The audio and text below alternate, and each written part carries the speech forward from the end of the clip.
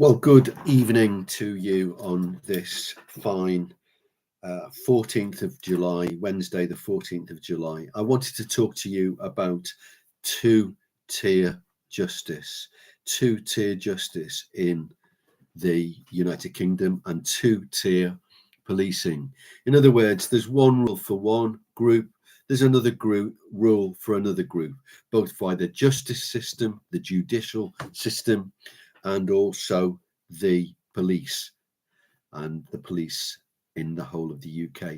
In August 2024, we saw a combination of previous Tory inaction prior to the general election. So we're talking, so we say from 2019 to 2024, and Labour overreaction and ineptitude from July, since they were elected as a ruling government, the government of power, if you like, under Sir Keir Starmer. How so? Well, the tensions since Brexit were officially launched, if you like, we officially left the the European Union in June 2020. I think it was 2020. Do correct me if I'm wrong. And the ejection of the white working class hopes has seen a rise of dissatisfaction by these working class white groups, and many lower middle class and middle class, if you like, English and British people generally have become completely disenfranchised from the elite media and the elite establishment. The Labour Party under Sir Keir Starmer, who took over in 2020, does not represent the working class white vote anymore. With low income areas that were traditionally Labour, we've seen an outworking of Labour overreaction to these so-called far right thugs. Now, the banner under which they were meeting, and there were some instances, no doubt about it, of thuggery. Whether they were far right, I sincerely question. It was general thuggery. It was generally people becoming disenfranchised, rioting, doing things that they should not have done. But far right, really, Sir Keir Starmer? I don't think so. If you presented these folk with a copy of My Struggle, Mein Kampf by Adolf Hitler, they wouldn't know which way round to read it. If you told them what far right means, they wouldn't have a clue. If you talk to them about the hierarchy of races under national, the idea under fascism and the hierarchy of races, they wouldn't have a clue. They were just ordinary, disenfranchised, quite wrong, absolutely quite wrong to do what they did. But the peaceful enough is enough protesters who were saying enough is enough, they had a legitimate voice. It has been completely ignored by the mainstream media. Labour do not represent working class people as a bloc anymore. It doesn't mean that some working class people don't vote for them, but basically the working class as a whole have been fragmented like the middle class vote has been. We've seen an outworking, an outpouring of Labour overreaction to these so-called far-right thugs, who are not far-right thugs. They're just ordinary street thugs, if you like. They're not far-right thugs at all. And there's been an absolute overreaction by Sir Keir Starmer's Stasi, the police force in the pockets of the politically correct and the mainstream media. And I do feel sorry for the ordinary police rather than the senior police, who seem to have adopted the politically correct mantras, both put out by the Conservatives and obviously by Labour.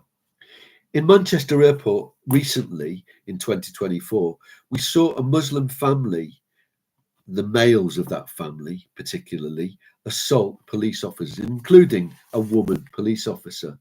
The violent male members of that family were actively restrained, and the partial CCTV footage shows part of that restraint by a police officer when the TV footage was aired on mainstream media.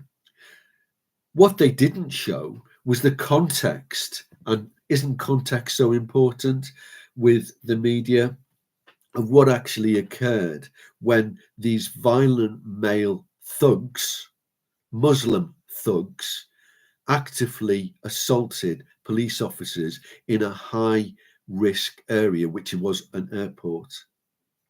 Have these violent men been arrested? Have they been charged? Have they been jailed? Have they been jailed yet? Have they had a sentence of 3 years? No, no, and no is the answer. Despite a female police officer's nose being broken and male police officers being savagely assaulted by these thugs, Muslim thugs, nothing's been done. Something wrong.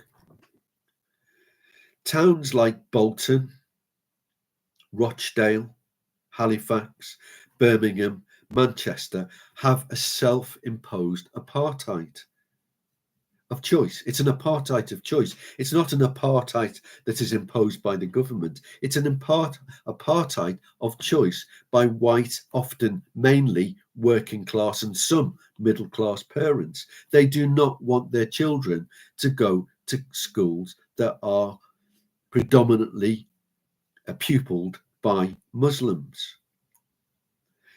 They want to live lives that are separate from their Muslim neighbours. White non-Muslims don't want to mix with Asian Muslims because of the many, many negative connotations about how they treat women, how they ensure that women are subjugated, how their views are so violently reinforced by the jihadi part of their communities.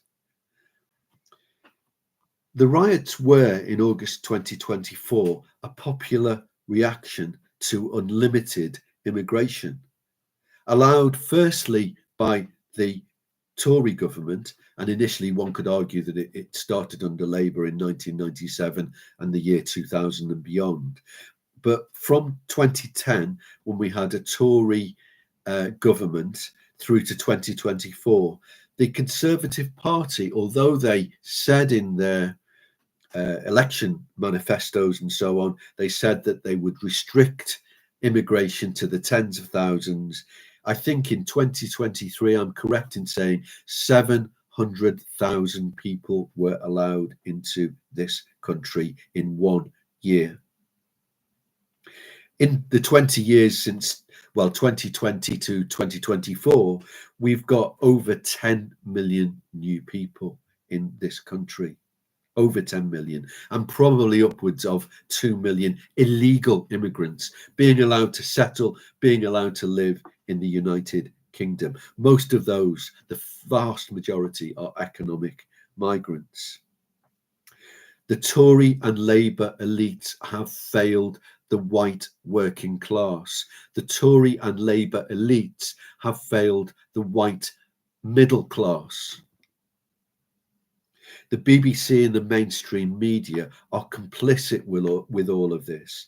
Yes, I have to admit, some thuggery took place, but far-right thuggery, no, it wasn't far-right thuggery. It was just ordinary, plain thuggery. But the mainstream media forgot to mention Palestinian Muslims who were protesting about the war in Gaza. The rioters chanted annihilationist. That means they wanted to destroy Israel chants. From the river to the sea, Palestine will be free, they chanted in English. And then in Arabic, for those who could speak Arabic, they chanted that they wanted to destroy Israel and kill Jews. But because the police force don't speak Arabic, generally speaking, they didn't arrest anybody. And when they chanted from the river to the sea, Palestine will be free, they didn't understand that the sea was the Mediterranean Sea and the river was the Jordan River. So if they were going to say Palestine will be free from those areas, you're effectively talking about the annihilation of the Jewish state of Israel. But that's okay. That's okay. They can do that. Rioters on UK streets chanting in Arabic that they will destroy Israel. That's okay. That's the state of disparity, of disconnect between the elite media and the establishment who they are part of and ordinary British people. That's what has happened. It's not a question of far-right thuggery. It's about people wanting their nation back again. Justice on the white working class men, they were mainly men, some women, was swift and punitive on these so-called far-right thugs. And I say in inverted commas because they weren't far-right. Some of them were genuine thugs. But some of them were swept up in the emotion of it. And they weren't thugs at all. And the police overreacted. Why no reaction to the Palestinian protests? Why no sanction for the annihilationist chanting? No sanction for setting off flares and running riot in places like the region of Hare Hills in Leeds when they were running riot and there were no police apparent there at all. It seems like there's two-tier policing and two-tier justice. That's what it appears to be in Britain in 2024. It appears partial. It doesn't appear fair. I would say finally, welcome to Starmer's 1984 Orwellian dystopian nightmare. I'm sorry if that's a little bit negative, but if you like this video, give me a thumbs up. Do feel free to leave your comments and it'll be going live. And as I say, I'll be transferring it over to my video channel, hopefully, unless I get arrested, that is, and put in the clink, but hopefully I won't. So thank you for listening to me. I've kept it down to about 12 minutes, so it's not too long this time.